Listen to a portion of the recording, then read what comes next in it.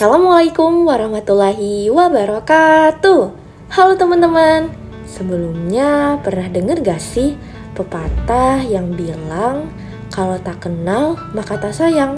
Kalau gitu, yuk kita kenalan dulu.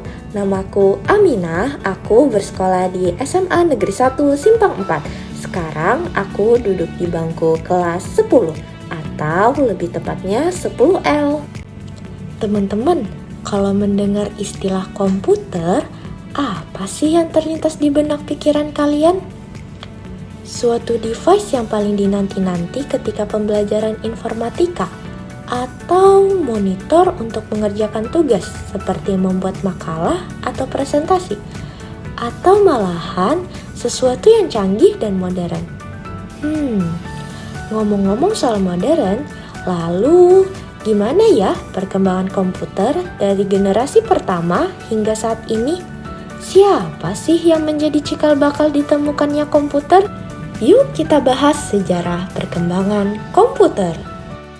Teman-teman tahu nggak kalau komputer itu pada saat awalnya dibuat sebagai kalkulator mekanik atau mesin penghitung loh? Hal tersebut merujuk pada istilah komputasi yang berarti penghitungan. Pada mulanya, komputer berasal dari bahasa Latin, yaitu computare, yang berarti menghitung. Komputer pertama kali ditemukan oleh Charles Babbage, yang kemudian dijuluki sebagai Bapak Komputer. Pada tahun 1937, ilmuwan John V. Atanasoff membuat komputer rancangannya yang bernama Atanasoff Berry Computer atau ABC, yang dijadikan cikal bakal komputer elektronik yang pertama. Dalam perkembangannya, komputer memiliki 5 generasi yang berbeda loh. Komputer generasi pertama dimulai pada tahun 1940 sampai 1956. Komputer generasi pertama digagas oleh Konrad Zuse, seorang insinyur asal Jerman. Komputer ini menggunakan tabung hampa udara sebagai sirkuit dan drum magnetik untuk memori.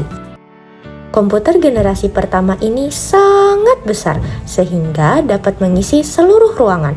Contohnya saja ENIAC, komputer elektronik pertama di dunia yang mempunyai bobot 30 ton, panjang 30 meter dan tinggi 2,4 meter.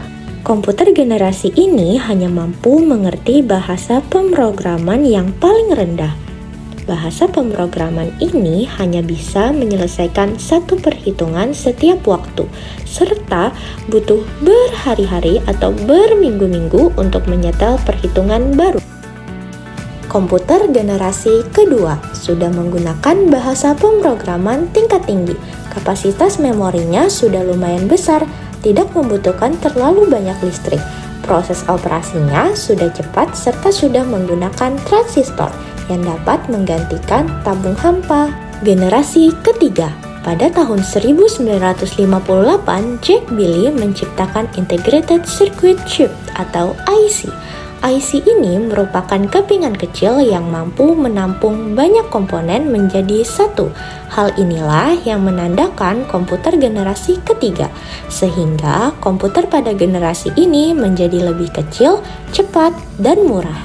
Generasi keempat dimulai pada tahun 1971 sampai sekarang. Mikroprosesor menjadi terobosan dalam mendatangkan komputer generasi keempat dengan menyatukan ribuan IC ke dalam satu keping silikon.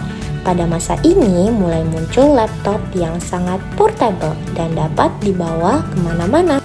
Generasi kelima ditandai dengan adanya large-scale integration yang merupakan pemadatan ribuan mikroprosesor ke dalam satu mikroprosesor. Komputer generasi kelima ini juga ditandai dengan munculnya semikonduktor. Tujuan dari komputer generasi kelima adalah mengembangkan komputer yang dapat merespons suara bahasa. Itulah sekilas sejarah perkembangan komputer. Terima kasih telah menyaksikan dan semoga bermanfaat. Wassalamualaikum warahmatullahi wabarakatuh.